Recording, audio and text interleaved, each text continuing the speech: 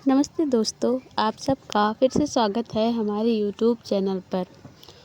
आज हम इस वीडियो में बात करेंगे सकट चौथ यानी कि तिल गंजी, जिसे आप लोग कहते होंगे या फिर कुछ लोग इसे तिल शकरकंद व्रत भी कहते होंगे। तो यह व्रत जो है वह 2026 में 6 जनवरी को मनाया जाएगा और आज हम बात करेंगे कि आखिर इस व्रत के पीछे की कथा क्या है। तो इस कथा को जानने के लिए आप पूरी वीडियो ज़रूर देखें और हमारे चैनल को लाइक, शेयर एंड सब्सक्राइब ज़रूर करें। तो बिना देर करते हुए आइए हम शुरू करते हैं। लेकिन इससे पहले हमें यह जान लेना चाहिए कि आखिर यह व्रत कैसे मनाया जाता है, इसकी विधि क्या होती है। तो सबसे पहले हमें सुबह उठकर स्नान करके गणेश जी का ध्यान करना चाहिए और संकल्प करके फिर चौकी पर गणेश जी की स्थापना करके सिंदूर, फल, दुर्वा, तिल, गुड़ चढ़ाकर पूजा करनी चाहिए और इस दिन हमें व्रत रखना चाहिए तथा व्रत की कथा सुनना चाहिए। और रात में हमें चंद्रोदय के बाद चंद्रमा को अर्घ देकर तिलकुट का प्रसाद चढ़ाकर उसका पारण करना चाहिए, जिससे हमें इस फल की प्राप्ति हो। और हमें इसमें अन्न का सेवन नहीं करना है। हमें पूरे मन से इस व्रत को रहना है और जिससे आपकी फल प्राप्त हो और आपका जो है व्रत वह पूरी तरह पूर्ण हो जाए। दिन भर आपको ना तो अन्न ग्रहण करना है और ना ही जल, लेकिन शाम को आप प्रसाद खाकर अपना व्रत तोड़ सकते हैं और उसका पालन कर सकते हैं। अब आइए बिना देर करते हुए हम कथा को शुरू करते हैं।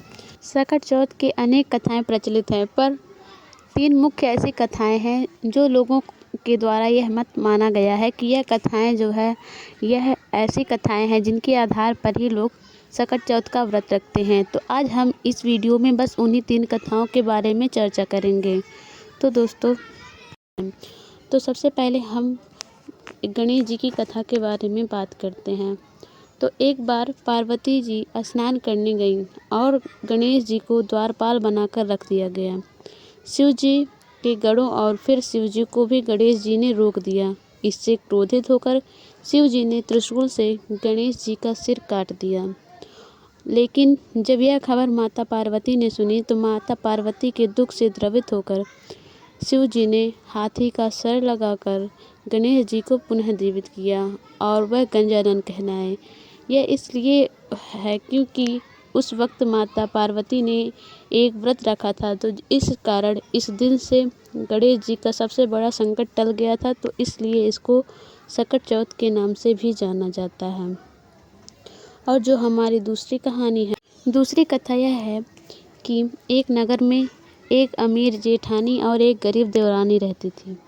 देवरानी बहुत मेहनती और जेठानी की सेवा करती थी, लेकिन जेठानी उसे बचा कुचा खाना देती थी। एक सकट चौथ पर जेठानी ने देवरानी को खाली हाथ भेजा। देवरानी ने बथुआ और चावल के कंद से लड्डू बनाए और खाए। रात में सकट माता उसके घर आईं और खूब भूख लगने पर देवरानी ने उन्हें वही लड्डू खिलाए। माता प्रसन्न हुई और देवरानी के घर को अपने मल से गंदा कर दिया, जो सुबह सोने चांदी में बदल गया। जेठानी ने यह देखकर खुद भी वही किया, लेकिन लालच के कारण उसने माता को फल और मेवे दिए। माता उसके घर में गंदगी फैलाकर चली गई क्योंकि उसका भाव सच्चा नहीं था। तो इस कहानी का सार यह है कि सच्ची श्रद्धा और निस्वार्थ सेवा से ही सकट माता प्रसन्न होती है, जिससे घर में धन धान्य आता है। और अब हमारी तीसरी कथा यह है कि एक नगर में एक कुम्हार रहता था, जिसके बर्तन भट्टी में पकते नहीं थे।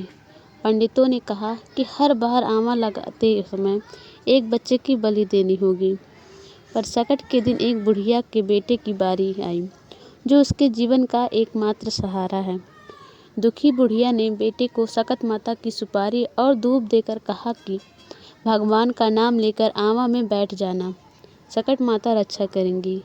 बुढ़िया ने पूजा की और माता की कृपा से एक रात में ही आमा पक गया और बेटा सुरक्षित रहा। सभी बच्चे भी बच गए। तो इस कहानी का सार यह है कि सकट माता हमारे सारे संकट हल लेती हैं और अपने भक्तों की रक्षा करती हैं।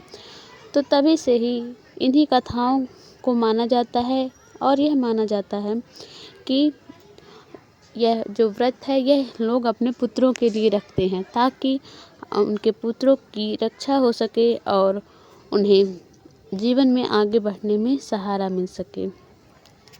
और लोग अपनी संतानों की स्वस्थ के लिए कामना करते हैं और माता का व्रत निस्वार्थ भाव से रखते हैं। यदि आप भी माता का निस्वार्थ भाव से व्रत रखें तो जल्दी ही और ज़रूर आपके पुत्रों की, आपकी संतानों की रक्षा होगी। तो ये रहे सकट चतुर्थी से जुड़ी कथाओं के बारे में। उम्मीद है हो सकता है आपने ये कथाएं सुनी भी होंगी, पर अगर आपको यह वीडियो अच्छा लगा हो तो प्लीज़ लाइक, शेयर, सब्सक्राइब ज़रूर करें। मिलते हैं हमारे अगले वीडियो में, तब तक के लिए नमस्कार।